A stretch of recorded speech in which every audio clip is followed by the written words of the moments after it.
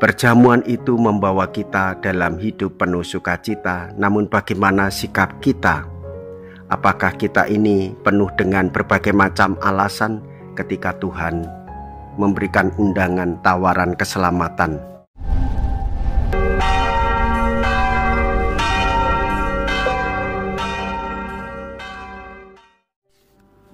Saudara-saudariku yang terkasih, hari ini Minggu 15 Oktober 2023. Saya Romo Siga dari Paroki Santo Yusuf, Surabaya. Dalam nama Bapa dan Putra dan Roh Kudus, amin. Kita memasuki minggu biasa ke-28. Undanglah setiap orang yang kalian jumpai ke pesta nikah ini. Pesta perjamuan merupakan kesempatan baik untuk mempercepat hubungan akrab kita. Maka sangatlah mengecewakan bila ada suatu pesta itu kita duduk berdekatan orang yang tidak kita sukai. Panggilan orang untuk hidup bersatu dengan Tuhan dan berbahagia pada akhir zaman kerap kali di dalam kitab suci dilukiskan dengan sebuah pesta raya atau perjamuan perkawinan, di mana semua orang diundang datang. Pertemuan kita dalam perayaan Ekaristi ini pun merupakan kesempatan pendahuluan dalam kebahagiaan bersatu dengan Tuhan. Maka marilah kita kenakan pakaian pesta dengan menyesali kekurangan dan kesalahan-kesalahan kita. Mea culpa, mea culpa, mea maxima culpa. Marilah kita berdoa. Allah Bapa kami yang Maha Pengasih, kami mohon semoga rahmat-Mu senantiasa mendahului dan mengikuti kami serta membuat kami tidak kenal lelah untuk melakukan yang baik. Dengan pengantaraan Tuhan kami Yesus Kristus Putra-Mu Tuhan kami, yang hidup dan berkuasa bersama dengan Dikau dalam persatuan Roh Kudus Allah sepanjang segala masa. Amin. Tuhan bersamamu dan bersama rohmu. Inilah Injil suci menurut Matius. Dimuliakanlah Tuhan.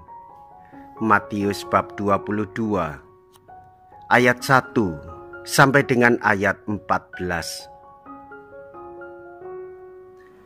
Pada suatu ketika Yesus berbicara kepada para imam kepala dan pemuka rakyat dengan memakai perumpamaan. Ia bersabda, "Hal kerajaan surga itu seumpama seorang raja yang mengadakan perjamuan nikah untuk anaknya. Ia menyuruh hamba-hambanya memanggil orang-orang yang telah diundang ke perjamuan nikah itu, tetapi mereka tidak mau datang. Raja itu menyuruh pula hamba-hamba lain dengan pesan, 'Katakanlah kepada para undangan, hidanganku sudah kusediakan. Lembu-lembu jantan dan ternak piaraanku telah disembelih. Semuanya telah tersedia. Datanglah ke perjamuan nikah ini.' Tetapi para undangan itu tidak mengindahkannya. Ada yang pergi ke ladangnya, ada yang pergi mengurus usahanya, dan yang lain menangkap para hamba itu, menyiksa dan membunuhnya. Maka murkalah raja itu. Ia lalu menyuruh pasukannya ke sana untuk membinasakan pembunuh-pembunuh itu dan membakar kota mereka. Kemudian ia berkata kepada para hamba, 'Perjamuan nikah telah tersedia, tetapi yang diundang tidak layak untuk itu. Sebab itu pergilah ke persimpangan-persimpangan jalan dan undanglah setiap orang yang kalian jumpai di sana ke perjamuan nikah ini.' Maka pergilah para hamba, dan mereka mengumpulkan semua orang yang dijumpainya di jalan-jalan, orang jahat dan orang-orang baik, sehingga penuhlah ruangan perjamuan nikah itu dengan tamu. Ketika raja masuk hendak menemui para tamu, ia melihat seorang tamu yang tidak berpakaian pesta. Ia berkata kepadanya, 'Hai saudara, bagaimana saudara masuk tanpa berpakaian pesta?' Tetapi orang itu diam saja. Maka raja itu lalu berkata kepada para hamba, ikatlah kaki dan tangannya dan campakkanlah orang itu ke dalam kegelapan yang paling gelap. Di sana akan ada ratap dan kertak gigi. Sebab banyak yang dipanggil, tetapi sedikit yang dipilih. Demikianlah sabda Tuhan. Terpujilah Kristus. Saudara-saudariku yang terkasih, perjamuan pesta merupakan perjamuan sukacita. Kita mengetahui Tuan pemilik pesta sedang mengadakan untuk perayaan calon mempelai pasangan, supaya orang juga ikut serta di dalam kegembiraan perjamuan pesta itu. Maka diundanglah orang-orang yang dituju supaya mereka datang. Kenyataannya mereka tidak datang dengan berbagai macam alasan. Dan bahkan hamba-hamba ada yang dibunuh. Oleh sebab itu Tuan pemilik perjamuan pesta mengutus hamba-hamba lain supaya mereka mengundang siapapun yang mereka jumpai di jalan, orang-orang jahat maupun orang baik. Dan orang-orang yang diundang itu salah satunya ada yang tidak berpakaian pesta. Saudara-saudariku yang terkasih, inilah dua persoalan. Perjamuan itu membawa kita dalam hidup penuh sukacita, namun bagaimana sikap kita? Apakah kita ini penuh dengan berbagai macam alasan ketika Tuhan memberikan undangan tawaran keselamatan?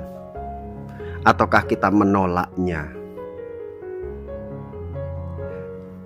Namun ataukah kita di bagian yang kedua, masuk dalam suasana pesta tetapi kita tidak berpakaian pesta, tidak mau mengakui kesalahan-kesalahan kita, tidak mau bertobat, hidup di dalam dosa, dan tidak mau melakukan penyerahan diri di hadapan Tuhan? Apa yang terjadi, saudara-saudariku yang terkasih?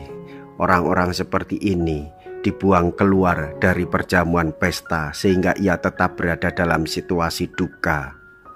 Hendaklah kita sebagai orang-orang yang beriman senantiasa membiarkan diri untuk hidup di dalam panggilan dan kehendak Tuhan, dan sekaligus secara aktif hidup di dalam kehendak Tuhan sendiri, mendengarkan sabdanya. Itulah berpakaian pesta. Menghayati sabdanya di dalam kehidupan sehari-hari, itulah orang-orang yang berpakaian pesta dan mau terlibat di dalam karya keselamatan yang diberikan oleh Tuhan. Saudara-saudari, bersukacitalah bahwa kita menerima undangan keabadian hidup di dalam panggilan Tuhan. Marilah kita berdoa.